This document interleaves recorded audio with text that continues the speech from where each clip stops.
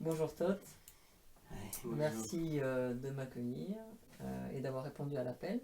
Alors comme tu sais, moi j'ai envie de parler de l'homme nouveau, j'ai envie de, de faire sentir cette vibration qu'est l'homme nouveau au monde, j'ai envie de propager cette vibration et donc je suis intéressé à interviewer des personnes qui sont dans cette ère nouvelle, dans un âge nouveau. Alors j'ai moi-même une propre euh, perception de ce que c'est que l'homme nouveau. Pour moi, l'homme nouveau, c'est une personne qui s'est transmutée, qui est passée à travers tout un tas d'expériences qui lui ont amené à réaliser comment la vie fonctionne.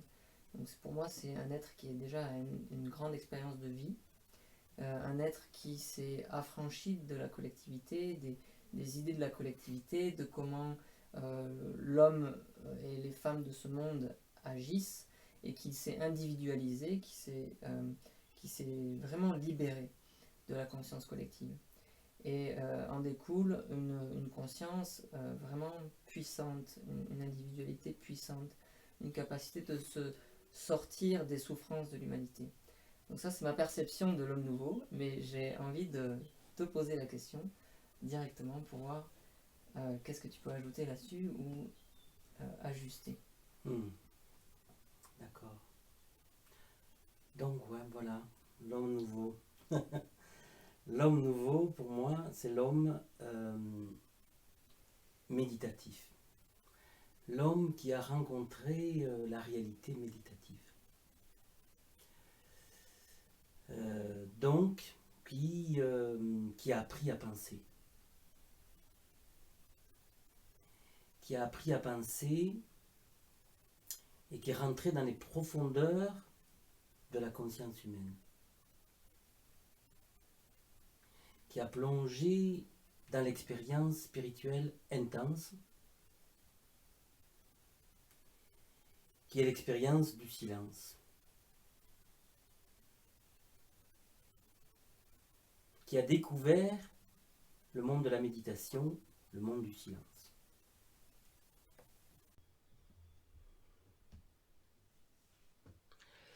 Le monde de la présence.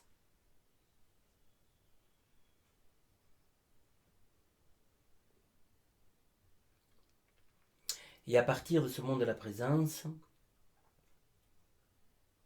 une nouvelle vie s'installe. Une nouvelle vie commence.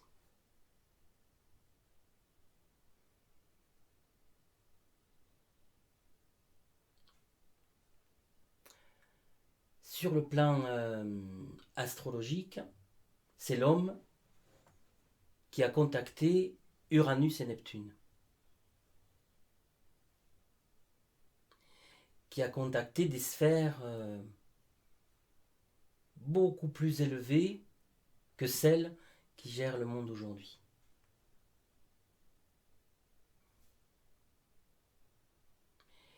Et on dit que ces mondes d'Uranus-Neptune sont les mondes des maîtres.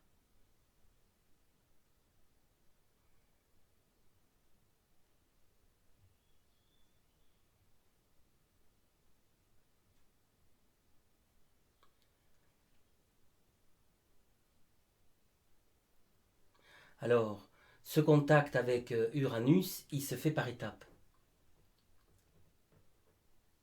Parce que d'abord, il y a la personnalité, l'homme qui est dans la personnalité. Ça, c'est l'homme ordinaire. Après, il y a celui qui se contacte à son âme, qui fait le travail d'union à son âme. Alors là, il devient une individualité. Il devient vraiment lui-même. Deuxième étape, parce que l'âme est intégrée, l'âme est alignée. C'est déjà pas mal. Et après, il y a une troisième étape de plonger de la vie de l'âme à la vie de l'âme groupe, à la vie de l'âme cosmique. Et donc pour moi, l'homme nouveau, c'est celui qui a fait ce long voyage. et qui fait de sa vie une vie transcendantale,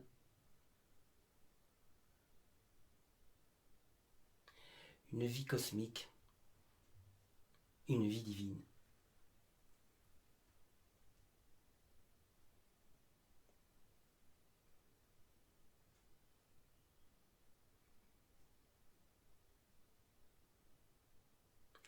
Cette vie divine, elle s'appuie sur le silence.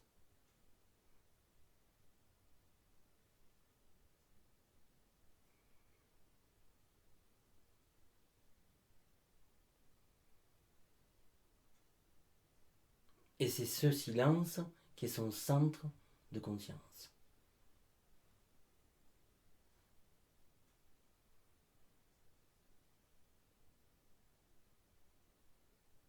Donc la conscience de l'être nouveau, elle s'est élevée. Elle est montée beaucoup plus haut. L'homme ordinaire vit sa vie par ses émotions. Puis, on peut vivre sa vie par le cœur. Et un jour, on vit sa vie par la conscience divine, gérée par la vision, gérée par son troisième œil. Donc ça, c'est une des façons déjà de voir la différence entre l'homme ordinaire et l'homme nouveau.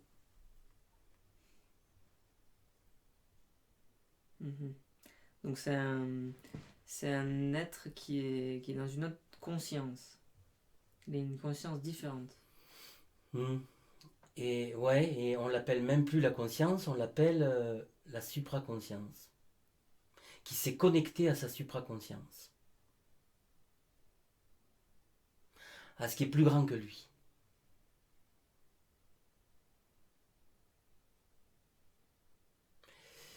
L'homme transcendantal. Celui qui intègre l'autre qui fait partie de lui. Qui intègre que la plante, l'arbre, c'est encore lui. Qu'il est devenu l'être planétaire. Que la planète est son véritable être, et son corps. Donc qui est sorti de la séparation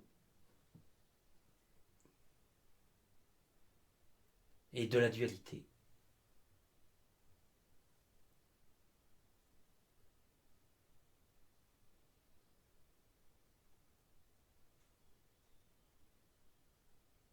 Donc ce plan d'existence, c'est le plan silencieux.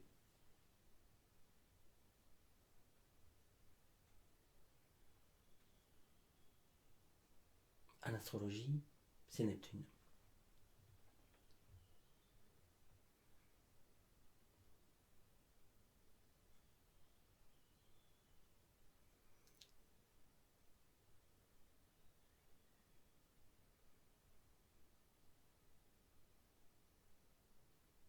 Mais peut-être tu as d'autres questions. Oui. Alors, pourquoi l'homme moderne ne vit pas cet état-là?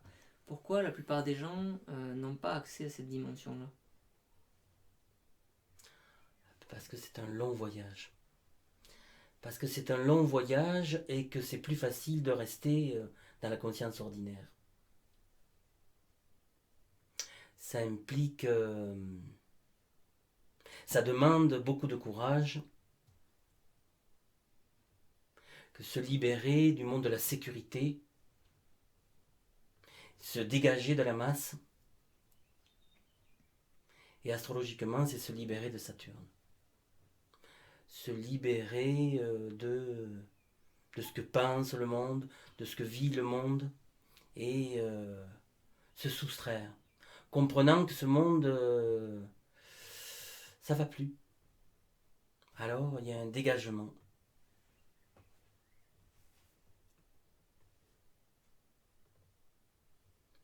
Une vie complètement autre, mais qui passe par la vie intérieure, une autre vie intérieure.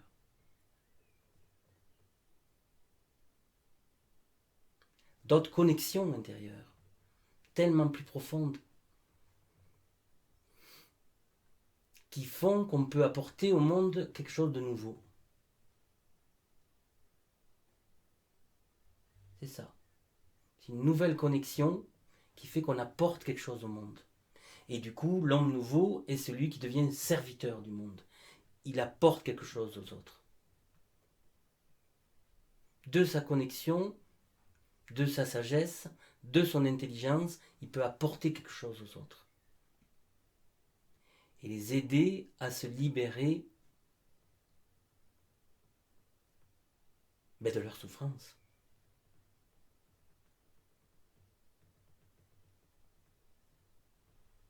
Donc est-ce qu'on pourrait dire que la principale différence entre l'homme ancien et l'homme nouveau, c'est que l'homme nouveau ne souffre plus? L'homme nouveau dépasse la peur. Il n'est plus dans la peur du lendemain. Il n'y a plus de préoccupation pour le lendemain. L'homme nouveau, il vit le présent. Il est dans son présent. Et il n'y a plus de préoccupation.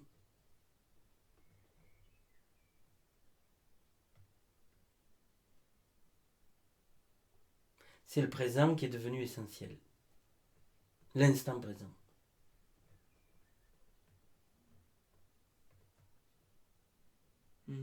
Donc ça signifie que l'homme ancien, il n'est pas uniquement dans le présent. Est-ce que tu pourrais élaborer ça? Où est-ce qu'il se trouve s'il n'est pas dans le présent? Eh bien, dans le passé ou dans le futur. L'homme ancien, il est pris par le temps. Donc c'est des histoires du passé qui remontent tout le temps à sa conscience et il essaie de résoudre des histoires du passé. Ou alors, il voit qu'il y a le futur devant lui et il se préoccupe du futur, comment vivre son futur. L'homme nouveau, il sait que seul l'instant présent existe. Et donc, il n'y a pas de préoccupation. Ni de l'un, ni de l'autre. Et c'est le monde d'Uranus. L'intemporalité. Être dans l'instant, dans l'intensité de la présence.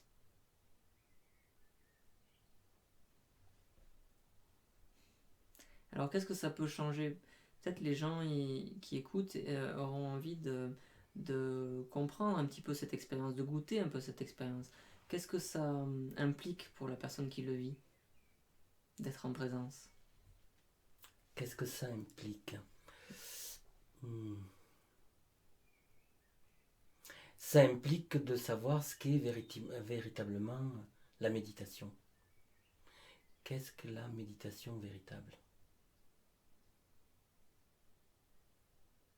Donc de prendre du recul sur la pensée ordinaire, de prendre du recul sur le mental qui tourne et qui tourne et qui tourne, et prendre le temps de voir qu'on peut se situer au-dessus et trouver un espace silencieux qui fait qu'on va pouvoir diriger sa pensée, maîtriser sa pensée, orienter sa pensée d'un autre point, d'un point plus haut, d'un point plus vaste.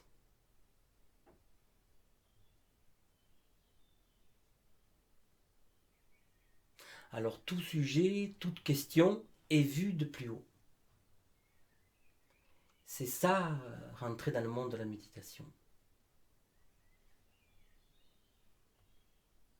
Tout observer de beaucoup plus haut. Prendre du recul. S'élever. Sortir de la conscience collective, de la conscience de masse. Se savoir en dehors. Et ne plus dépendre de la conscience collective.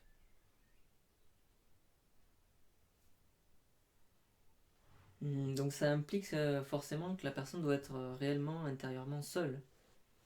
Ouais, c'est ça. Ça amène à la solitude. Que notre propre existence ne s'appuie sur personne. Personne d'autre que notre propre conscience divine. Rien d'autre.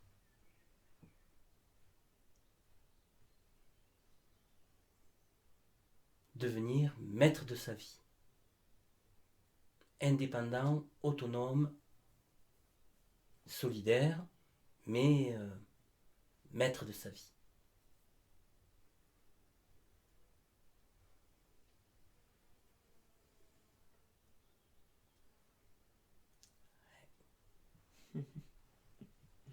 Donc comment une personne qui aborde tout ça, par quoi elle commence?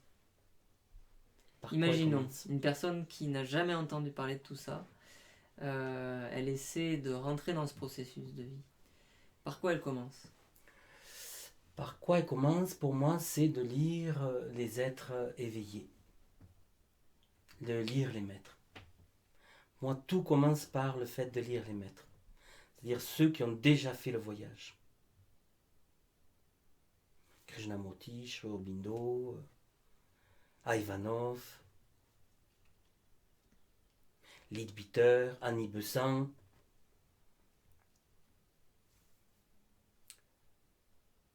Durkheim, les maîtres. Lire les maîtres. Lire les maîtres pour commencer à se rendre compte qu'il y a d'autres mondes.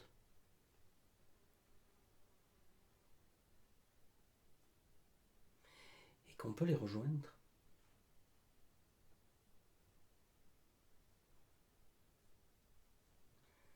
C'est un autre espace. C'est des êtres qui vivent dans un autre espace.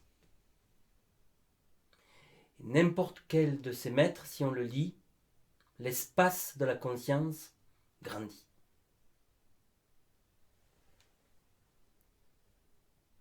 S'expanse.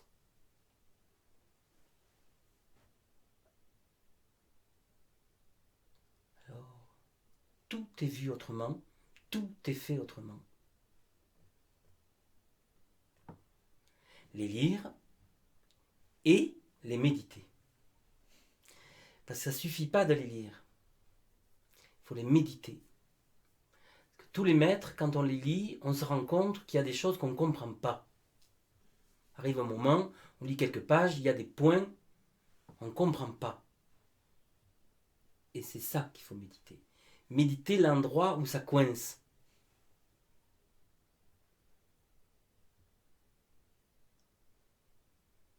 Où le mental ne peut pas comprendre. Alors le maître, il l'oblige à grandir. Le maître, il l'oblige à monter. À voir la chose de beaucoup plus haut. De là-haut, ça y est. Tout devient évident. Alors, c'est qu'on a passé un cap. Et de lecture en lecture, on apprend à voler. On apprend à être dans une pensée lumineuse. Donc, c'est par la lecture, la méditation. La méditation, c'est mettre de l'espace dans la conscience.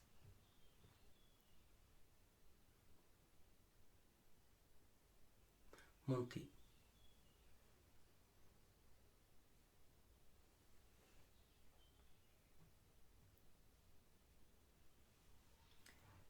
Alors il y a beaucoup de techniques de méditation, il y a beaucoup de monde qui s'intéresse à la méditation, mais il y a beaucoup de monde aussi qui reste bloqué dans l'ancienne conscience. Qu'est-ce qui manque à ces techniques de méditation pour justement acquérir cette nouvelle conscience? Qu'est-ce qui leur manque aux personnes qui sont déjà en train de méditer? Et c'est parce qu'ils sont encore que dans les techniques. Tant que c'est des techniques, c'est pas encore la méditation. Alors bien sûr, tout le monde commence par des techniques. Techniques de respiration, de souffle, de concentration. C'est les techniques. Mais un jour, on découvre le silence.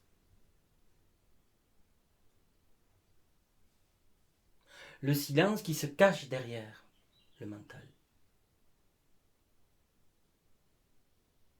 Et là, on découvre la vraie méditation.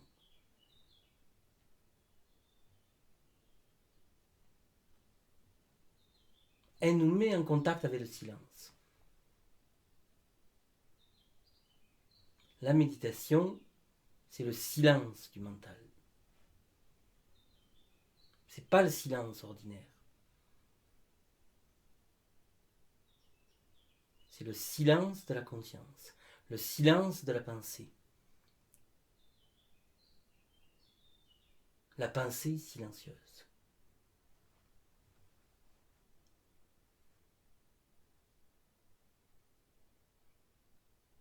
C'est un voyage. C'est un voyage.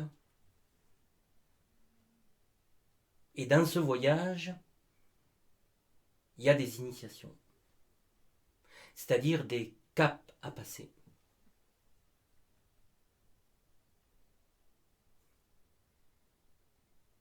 Chaque initiation ouvre un espace plus grand. Puis il y a l'illumination. Et l'illumination, c'est comme la disparition du moi. Illumination. Alors là, on réalise que l'univers, c'est nous-mêmes. Qu'on n'est pas séparé de l'autre, on n'est pas séparé de l'arbre, on n'est pas séparé de l'animal, on est. On est un être connecté.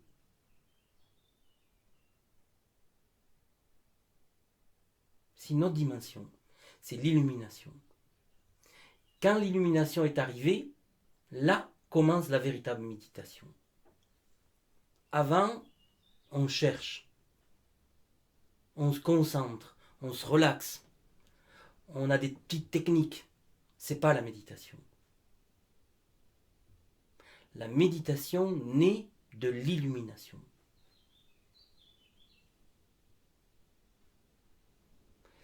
C'est une telle explosion de conscience que la pensée devient naturellement silencieuse.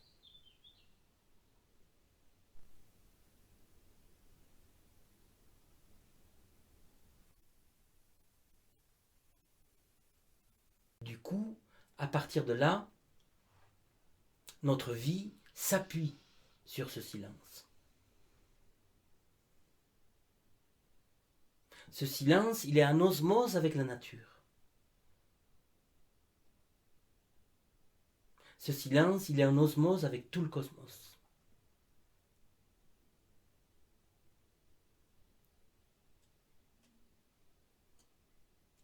C'est ce silence que l'homme nouveau a besoin.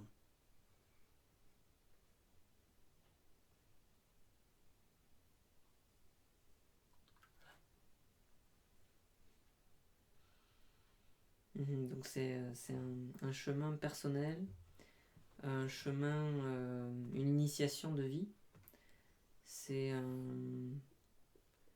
un élan vers l'avenir finalement, puisque on doit se désengager de toute l'ancienne conscience, la conscience collective, qui a des schémas, qui a des habitudes, qui a des manières de penser, des manières d'être. Donc ça implique que c'est un homme qui est libre et qui est seul, vraiment seul, si j'ai bien compris, et qui est en puissance. C'est ça. Seul, en puissance, en connexion avec sa divinité. L'homme nouveau est connecté à sa divinité. Au début, tu demandais qu'est-ce que c'est que l'homme nouveau. C'est qu'il est en connexion consciente, intense de sa divinité. Alors est-ce que tu pourrais nous parler de ça pour essayer d'expliquer un peu ce que ça veut dire, parce que c'est une expérience, mais est-ce que ça se comprend vraiment avec les mots? Est-ce que tu pourrais essayer de décrire ce que c'est que ça?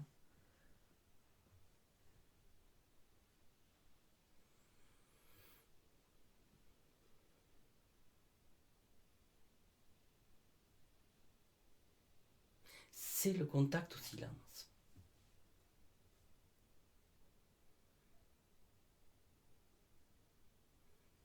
C'est le contact au silence.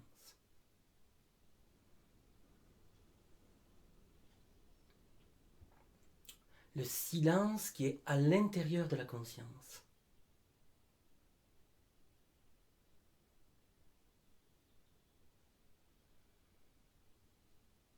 Et ça crée donc une explosion de la conscience normale. Ce lieu silencieux est un lieu où la conscience ordinaire a explosé. Il faut oser aller jusqu'à cette explosion, qui est ce qu'on appelle le samadhi. C'est une explosion.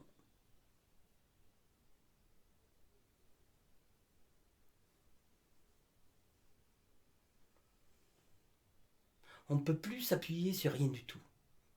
Tout a explosé. C'est comme l'explosion du vieux monde.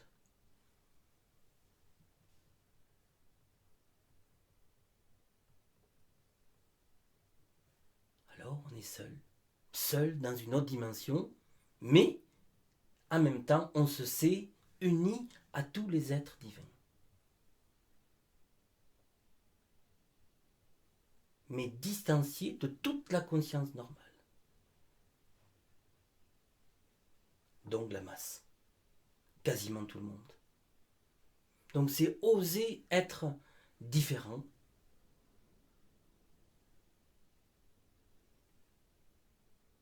Et en osmose avec la nature.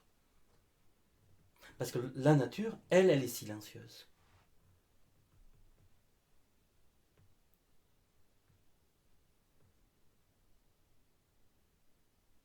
Elle comprend et vibre en relation avec cet état silencieux. La communication silencieuse dans la nature, c'est facile. La communication silencieuse avec l'homme, c'est une autre histoire.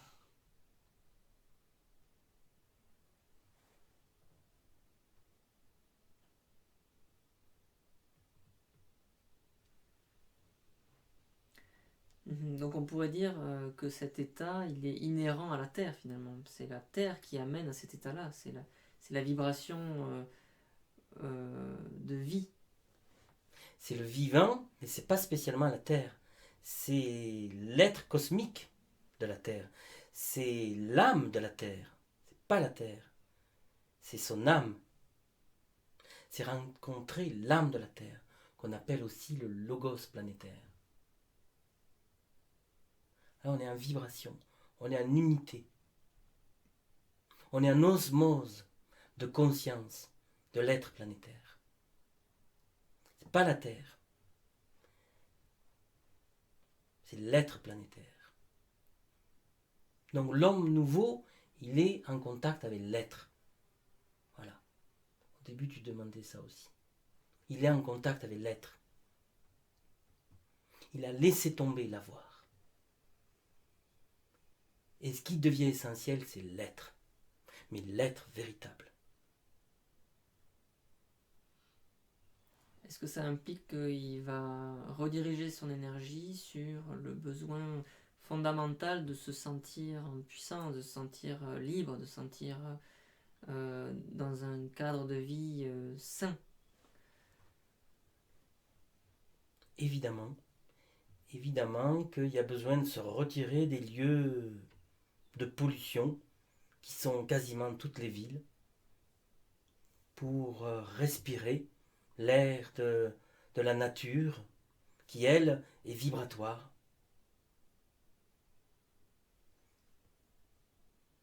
Dans la nature, on est en contact avec les étoiles. On est en contact avec les autres planètes. On comprend le système solaire. On vit le système. À la ville, dans la vie normale, tout ça, c'est déconnecté.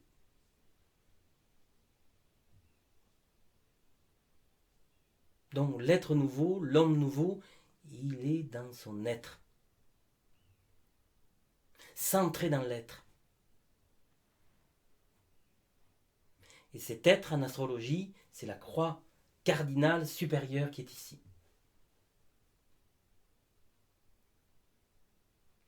Centré sur la vision. Cette vision qui est le fruit de la méditation. Le fruit de la méditation. Le troisième œil s'est ouvert.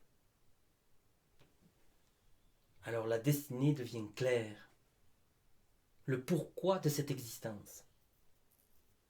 Et à partir de là, on peut aider et servir les autres. Parce que ça s'est ouvert.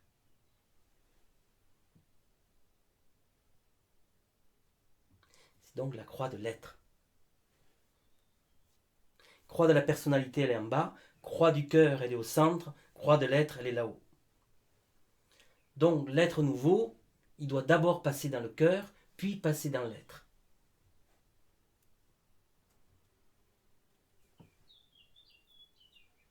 Voilà, c'est des dimensions d'existence. Ok. Alors, quelle est la place de la joie pour un être qui est dans l'âge nouveau? La joie, pour l'être nouveau, elle est 1000 fois plus grande que celui du monde normal. Parce que celui du monde normal, la joie dépend du monde extérieur. Pour celui qui est dans le monde nouveau, la joie, elle est permanente. Elle est nourrie de l'être. C'est plus du tout la même joie. C'est la joie véritable. C'est la joie qui est offerte par Jupiter, qui est l'amour-sagesse. Et qui est celui qui ouvre le troisième œil. Alors c'est une toute autre joie. Elle dépend de rien de l'extérieur. C'est une joie d'avoir contacté l'éternité. C'est une joie d'être en présence de l'être planétaire, de l'être cosmique, de l'être solaire, de l'être total. Et c'est par degrés tout ça. C'est une joie de l'identification au règne supérieur.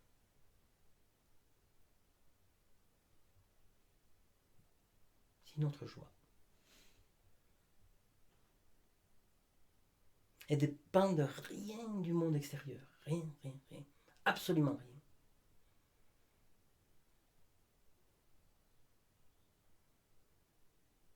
C'est pour ça que l'homme nouveau est passé de l'avoir à l'être.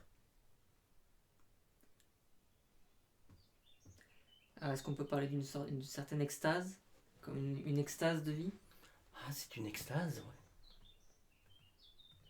C'est une extase, c'est une célébration. Et la vie devient comme une offrande. Chaque jour est une offrande, un service, une offrande, une célébration.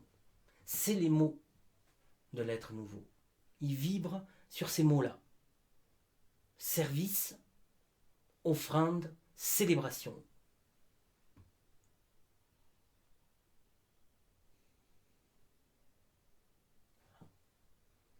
C'est d'autres mots. C'est des mots qui sont devenus réalité. Fruit de la méditation.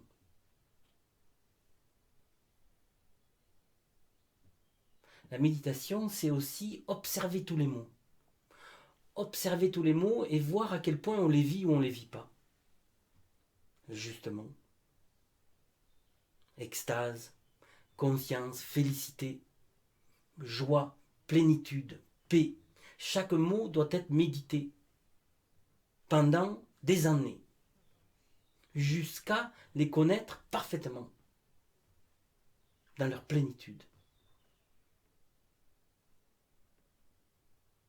Plus rien n'est caché du mot. Le mot amour. Le comprendre complètement. Qu'est-ce que l'homme nouveau? l'homme nouveau est un être d'amour. Mais qu'est-ce que l'amour? Voilà, le voyage. L'amour, ça s'apprend. L'amour, ça se comprend. L'amour, après, ça se vit. Mais ça se vit quand on a nettoyé tout ce qui n'est pas l'amour.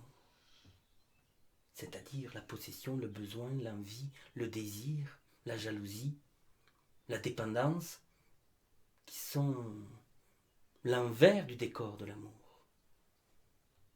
Mais l'amour, c'est le don de soi. L'amour, c'est le cœur qui s'est ouvert.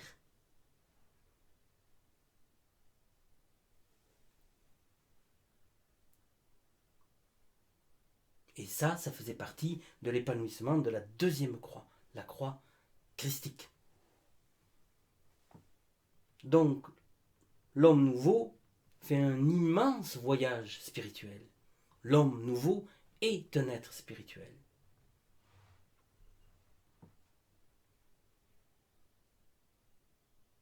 Il accomplit le voyage spirituel.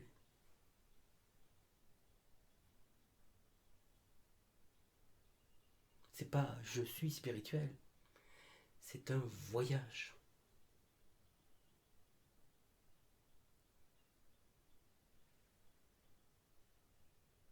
C'est un voyage initiatique. Le mot initiatique est indispensable à découvrir. Pas d'être nouveau sans grandes initiations. Impossible.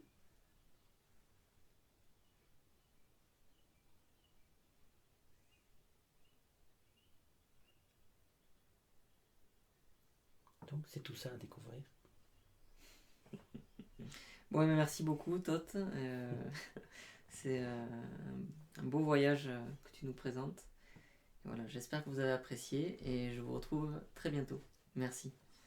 Merci à toi.